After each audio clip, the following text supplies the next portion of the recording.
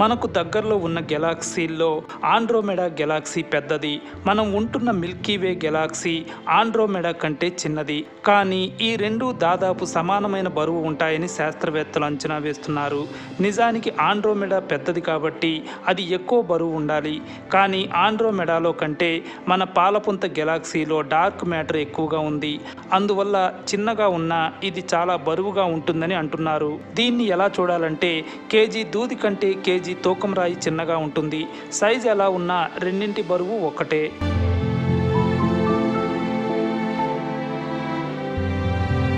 Andromeda Galaxy ఎంత పెద్దదంటే మనం దీని ఒకవైపు నుంచి కాంతి వేగంతో ప్రయాణించటం మొదలు పెడితే మరోవైపుకి చేరడానికి 2,20,000 కాంతి సంవత్సరాలు పడుతుంది.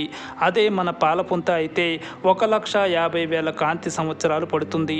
ఈ రెండు గెలాక్సీలు ఒక్కొక్కటి మన సూర్యుడి బరువు కంటే 70,000 కోట్ల రెట్లు ఎక్కువ బరువు ఉంటాయని అంచనా. ఆండ్రోమెడాలో 1,00,000 కోట్ల నక్షత్రాలు ఉంటాయని అంచనా. మిల్కీవేలో 40,000 కోట్ల స్టార్స్ ఉంటాయని భావిస్తున్నారు. 400 కోట్ల సంవత్సరాల తర్వాత ఆండ్రోమెడా గెలాక్సీ మిల్కీవే గెలాక్సీని ఢీ కొడుతుందని శాస్త్రవేత్తల అంచనా.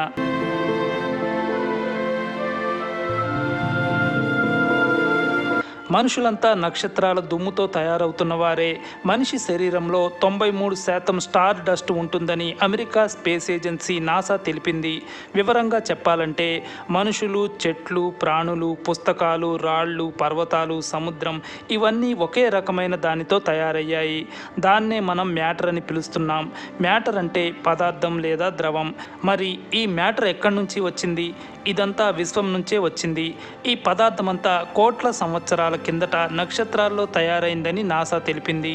ఈ పదార్థం మన సూర్యుడి కంటే ముందే పుట్టిందని నాసా వివరించింది.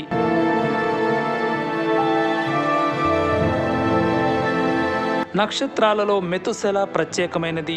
దీన్ని HD 140283 అని పిలుస్తున్నారు. మనకు తెలిసిన నక్షత్రాల్లో పురాతనమైన వాటిలో ఇది ఒకటి.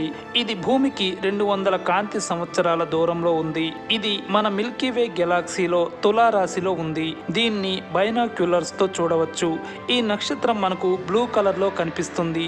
దీని ప్రత్యేకత ఏంటంటే మిగతా నక్షత్రాలు భూమికి దూరం అవుతుంటే ఇది మాత్రం భూమికి దగ్గరవుతోంది. ఈ నక్షత్రంపై మొదట్లో ఓ వివాదం నడిచింది. దీన్ని విశ్వం కంటే ఎక్కువ వయస్సున్న నక్షత్రంగా చెప్పారు. అంటే ఈ విశ్వం 1300 కోట్ల సంవత్సరాల కిందట పుడితే ఈ నక్షత్రం వయస్సు 1400 కోట్ల సంవత్సరాలకు పైగా ఉంటుందని అంచనా వేశారు. కొన్ని డిబేట్ల తర్వాత మళ్ళీ దీని వయస్సును మార్చారు. ఇది విశ్వం ఏర్పడిన వెంటనే లేదా విశ్వం ఏర్పడిన మొదటి 100 కోట్ల సంవత్సరాల్లో ఏర్పడిన నక్షత్రాల్లో ఒకటిగా తేల్చారు.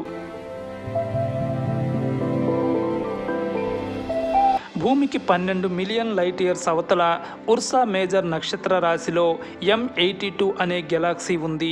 దీన్ని మెస్సియర్ 82 అని, NGC 3034 అని, సిగార్ గెలాక్సీ అని కూడా పిలుస్తారు. ఈ గెలాక్సీ ఎప్పుడూ ఆసక్తి కలిగిస్తూనే ఉంటుంది. అందుకు ప్రత్యేక కారణం ఉంది. ఈ గెలాక్సీ మన మిల్కీవే కంటే 5 రెట్లు ఎక్కువ కాంతితో ఉంది. అలాగే మన గెలాక్సీ మధ్యలో ఉన్న కాంతి కంటే M82 మధ్య ఉన్న కాంతి 100 రెట్లు ఎక్కువ బ్రైట్నెస్తో ఉంది. ఈ గెలాక్సీ మధ్యలో గుంపులుగా యంగ్ స్టార్స్ ఉన్నాయి.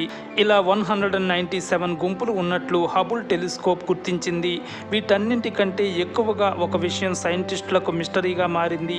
ఈ గెలాక్సీ నుంచి రేడియో తరంగాలు భూమి వైపు వస్తున్నాయి. వాటిని ఏది పంపిస్తోందో తెలియలేదు. ఈ రేడియో తరంగాలు వచ్చే విధానం కూడా కొత్తగా ఉంది. ఇది వరకు విశ్వంలో ఎక్కడా ఈ విధంగా రాలేదు. దేని నుంచి ఇవి వస్తున్నాయి అనే దానిపై రకరకాల థియరీలు ఉన్నా ఏది ఖచ్చితమైన ఆన్సర్ ఇవ్వలేదు. ఆ వింత ఆబ్జెక్ట్ M82 గెలాక్సీ మధ్య నుంచి కొన్ని ఆర్క్ సెకండ్ల దూరంలో ఉంది. అది కాంతి వేగం కంటే 4 రెట్లు ఎక్కువ వేగంతో కదులుతోందని అంచనా వేశారు.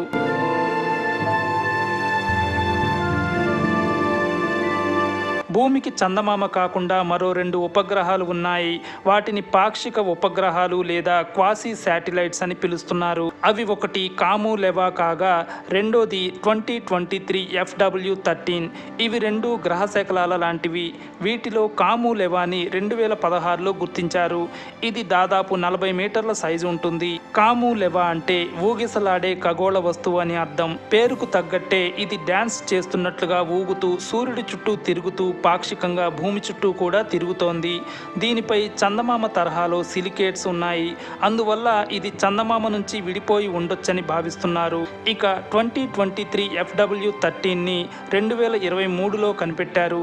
ఇది సూర్యుడి చుట్టూ తిరుగుతున్నా చూడటానికి మాత్రం పాక్షికంగా భూమి చుట్టూ తిరుగుతున్నట్లు కనిపిస్తుంది. అందుకే దీన్ని కూడా భూమికి క్వాసీ శాటిలైట్గా పిలుస్తున్నారు. ఈ 2 గ్రహ శకలాల వల్ల భూమికి ఎలాంటి ఆపద లేదని ప్రస్తుత అంచనాలున్నాయి.